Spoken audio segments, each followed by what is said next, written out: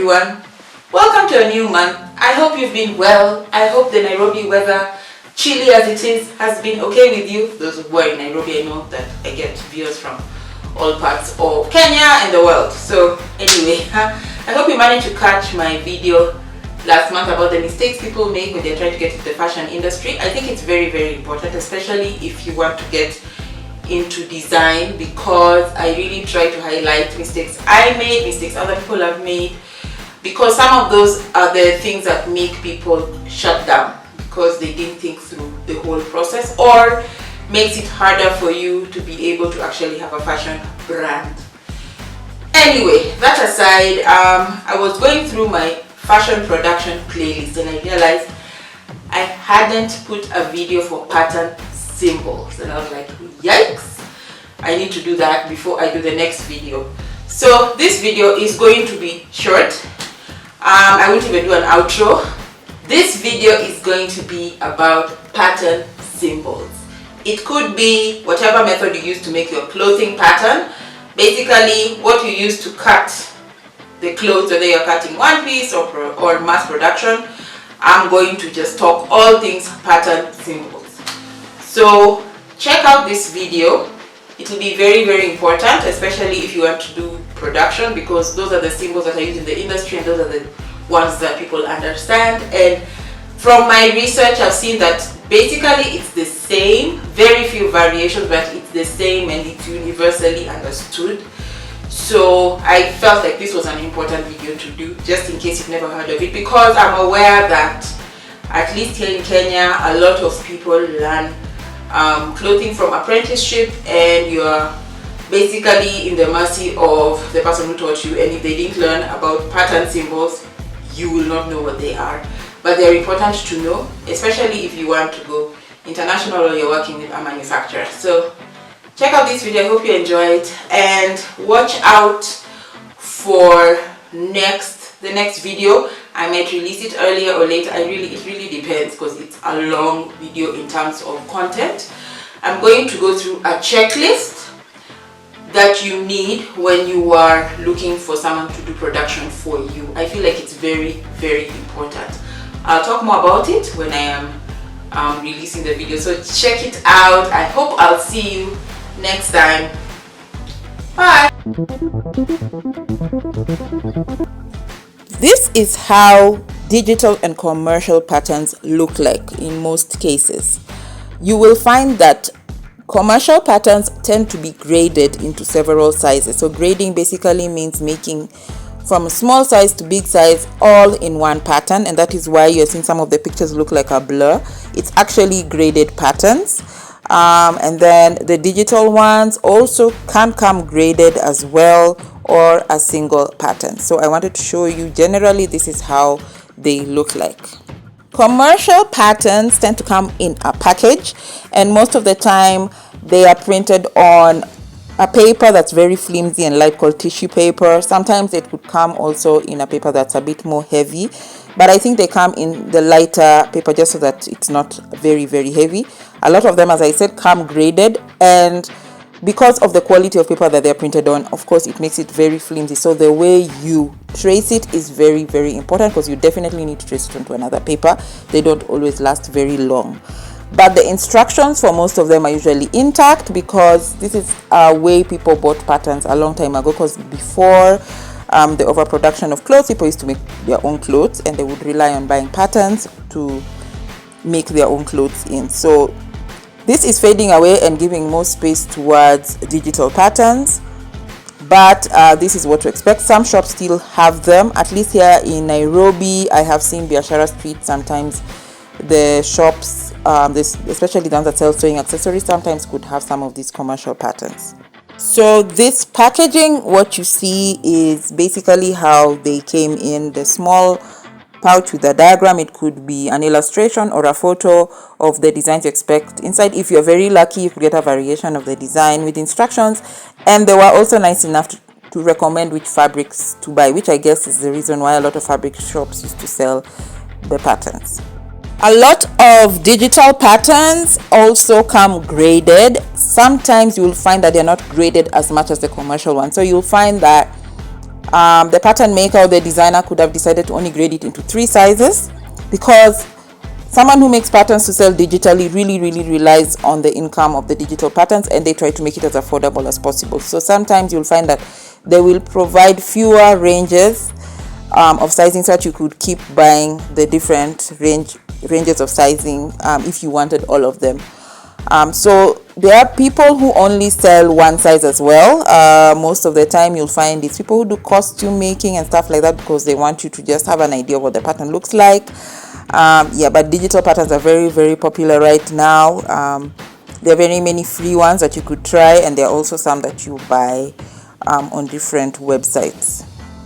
The diagrams of digital patterns tend to be technical drawings most of the time, just so that it highlights the details of the pattern. Very rarely will an illustration be given, an artistic illustration, but definitely some of them include photographs, so that you could see what the end product would look like. So I'm going to speak about how to use digital and commercial patterns. There are very many things you need to think through while you are using them, and I am going to go through them point by point. One of the things you should realize about the patterns is that they do come in ranges of easy to hard depending on your sewing level. So keep that in mind as well. When you are purchasing patterns, they always indicate that on the package. One thing you need to check before you use the pattern is the license. Some pattern makers do not allow commercial use, meaning that you can't use the pattern to make things to sell. So maybe it's only for personal use. Also, just check if it's small business friendly. Maybe they allow people who are smaller creators to use it. So just check the terms of the patterns. Another thing you need to check is the accuracy of the printed pattern, especially printed ones, because depending on your printer and the settings, you could print it all wrong. So always make sure it's at 100% scale, especially if that's what's indicated in the instructions, and you make sure that the papers align as you stick them together, and only cut if everything is correct. So there's always a square or a measuring line somewhere in the digital pattern that helps you see the accuracy. It's usually maybe an inch or 5 centimeters or something, where the pattern maker is going to create a box that you could measure to make sure that you actually printed the accurate size. A lot of patterns are drafted for standard body size, and it really depends on the demographic. If you have used patterns from different countries or even bought clothes from different countries, you realize that your size really depends on which pattern you buy. So you definitely have to check the pattern. As much as it's on standard size doesn't necessarily mean that standard size is standard all over. It's not universal. It could be standard for a specific demographic of people who buy the patterns. You could choose to change some of the design elements, especially to combat the rights issue. You could just have bought the pattern because you like a specific part of the pattern. Change it up so that it becomes more yours, and so that you also don't infringe on someone else's design. You should definitely always test the pattern. Always create a muslin or just a fabric, a non-stretch cheap fabric that you could use to be able to create a sample, to just make sure that the pattern is accurate and all that. I've bought digital patterns that I've had to adjust. I have downloaded free ones that are completely off, even with their size chart. So it's always important to test. Don't assume it will fit just because it's been sold to you. You have to check. And also you will alter it to whoever you're making it for. It could be for yourself, it could be for a client. Alterations are a normal part of this process. For people like me, that's why sometimes when I make things for people, I'd rather just make the pattern from scratch. But you definitely have to test the pattern and make sure that it fits properly, especially if you are doing the graded ones, and you have to actually make sure it fits all the sizes very well. When transferring patterns, after you've done all the grading and you've made sure everything is okay, always make sure that you mark them on the fabric you're transferring them to. You could use pins. Some people use pins. Some people use water soluble pens. Of course, test it first. Some people prefer to do tacking stitches. They are more, at least they're very accurate, very time consuming but very accurate. Chalk is my go-to. I use a lot of chalk. There's a hack that you could actually just use soap, a very sharp, sharpen it and make it, because either way after you wash it will come off. Or you could also create cuts, basically notches, but ensure that you don't cut through your seam allowance anyway. So you need to make sure you've transferred the pattern very, very well. When you're sewing commercially, try and choose patterns that don't have so many design features. Ensure that it's simple enough for a good, smooth, streamlined production. You'll notice a lot of clothes that are mass produced usually tend to have very, very simple, basic designs and patterns and all that, because the more complex it is, the more it complicates production, the more it becomes expensive. So if you're starting, just start with very simple things. And then you should also break down your steps in batches. So if you're working with a factory, that's something they would know. And you should also know the steps. The sewing steps are very, very important. So you should know if you're starting with the zip, if you're starting with the pockets and all that. Not everybody starts with the whole outfit and then puts the zips last. It really depends. The way you sew, the steps really, really matters when you're sewing generally, but especially batch production, because it can slow down production if it's not a very systematic way. Over time, it's definitely wiser to develop your own patterns just so that you own them and you don't owe anyone any license fee or anything like that. Hire a pattern maker if you're not good at it, to provide at least the blocks, the custom blocks, and then you can adjust the blocks into very many designs. You can learn yourself how to draft. These days you don't even have to use paper. You can actually learn how to do it digitally. There are very many softwares that have come up, and a lot of them are even using AI. So you could actually be able to create your own digital patterns now. A lot of design features are universal. So there are some things that you won't necessarily be accused of taking, like a pencil skirt or an A-line skirt or a shirt, and those are universal designs, but elements of them is what can make or break your design, or even the fabric you use would make it a bit different and all that. So definitely in the end, try and own your own original patterns.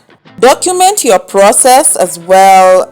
When you are sewing, keep a journal, write down just basically your process, because if you are creating a brand and a signature style, you need to be able to remember that from where you started to where you're going. Sometimes some of the elements of your design can change over time. Sometimes you want to be able to just have a record of how your style is changing as well, and how your design processes are changing over time. So always document. Also get feedback from your production team. Sometimes something is off, maybe a sleeve is off, a collar is off.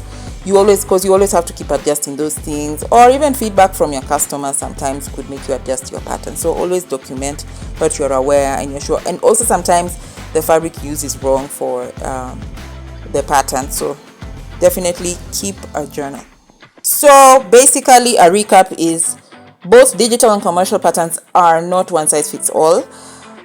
Whether you're making for yourself or you're making for people or collection or whatever, test it, adjust it, respect the licensing, and make it your own. So by mastering how to use patterns thoughtfully, you not only improve your craft, you also grow confidence and creativity. Now we have a look at the most common sewing pattern markings. You will find this in most commercial and most digital prints. If you are creating your own patterns, you definitely need to put the marks on your pattern, on your paper. They are essential for accuracy and to guide you in the cutting and aligning of your fabric. The appearance may vary from designer, but most of it is the same. So let me just explain. Let's start. We start with the grain line. Grain lines are straight arrows printed on paper. They help you place the pattern correctly on the fabric. The grain line should always be parallel to the fabric selvage or the finished edge of the fabric. To check the accuracy, on each point of the grain line, you always measure it parallel to the selvage to make sure that your pattern is actually straight. If it is across, like the picture you're seeing, then maybe it's supposed to be cut on bias. So generally this is supposed to help you. The arrow that points upwards generally explains that the pattern should be facing in that direction. Double arrow is mostly for placement. A zip marker is pretty simple. It is basically the mark on the pattern. Remember, this is on paper. This is where your zip placement will be. So that's what the zip marker is for. Next, we have the center front and center back lines, often illustrated with dots and a dash. This is also mostly for alignment. Center front sometimes can vary if there are buttons at the front. Center back as well could vary if there's a zip at the back, but these are basically put to show you the front, center front, mid, that means the middle of your front, and center back, the middle of your back. So notches are basically to align different pattern pieces. So basically they help you match up one side of a pattern to another, e.g. maybe a shoulder to a sleeve. So you'll find that if there's one triangle on the shoulder pattern, then there will be another triangle on the sleeve pattern, and where the triangles are is where you should attach the pattern. So they are mostly for matching up two different pattern pieces. So you could put 2 notches for the back patterns, 1 notch for the front patterns, like that. So fold lines. Fold line is usually marked with a boxed arrow, basically to indicate that the edge of that part of the pattern will be on a folded fabric. So basically the fabric will be folded in a way that the right sides are facing each other, and it means that when you're cutting it, there is no space between the paper and the edge of that folded part of the fabric. This one is pretty straightforward, especially if it has a scissors. That's usually the cutting line where you will cut around the pattern. Sometimes it doesn't have scissors, sometimes it has little dashes or a solid line. So it's, of course, it will be indicated in your pattern, but this is basically for knowing where you should cut. For adjustment lines, you will always find it somewhere in between the pattern. Basically it's for lengthening and shortening, so you'll always find it in a place where you could lengthen and shorten the pattern. So it could be, I've seen around the knee, around the waist. Usually you'll find these lines. It will be across the whole pattern. So basically if you had to adjust the pattern to fit someone's specific body type and you needed to lengthen or shorten, where that line is drawn is probably where you should do it. So darts are usually for shaping. Especially for women's clothes, you'll find darts for shaping the waist.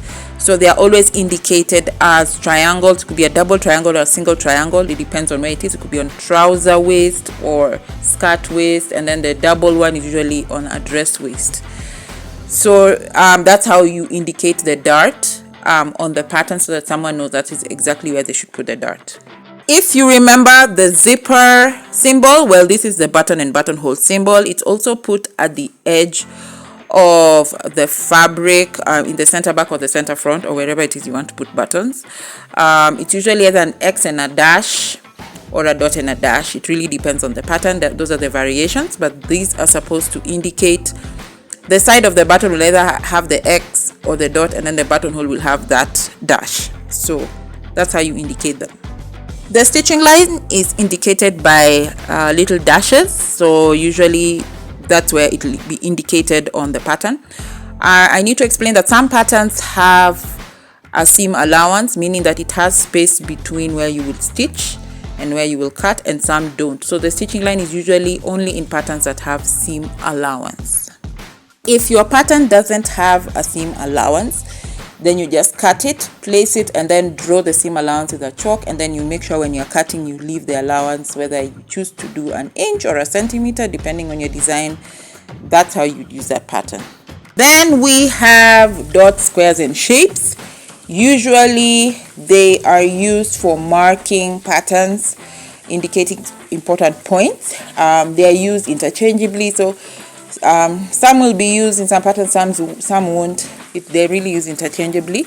Yes, so you should definitely be aware of them. Mostly they'll be used in design features, pockets, bust points, to show where a stitching line will start and stop, things like that. A crossed circle is usually for indicating the bust point or the apex, specifically on women's clothing, basically the mid of your bust. Yeah.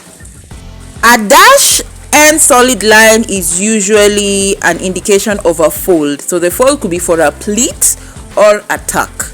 Tucks are very, very small design features that are used to reduce fullness, and so our pleats are a bit bigger, but they're also used to reduce fullness. So if you see any of these, it could be just to pinch the fabric from that line to where the other line meets. Then we have dash and wavy lines, which is for gathers, also a way of reducing fullness, but a little bit usually more condensed and a bit more uneven than pleats and tucks. Lastly, I will point out the size lines. The size lines are what you will find in the graded patterns. So you will realize that each line for each size has a different pattern or a different color depending on the pattern you print. And then there is also a little size chart there to show you what line represents what size. So that usually will find them mostly in the digital patterns as well as the commercial patterns, and with a size chart so that you can be able to know what you're tracing.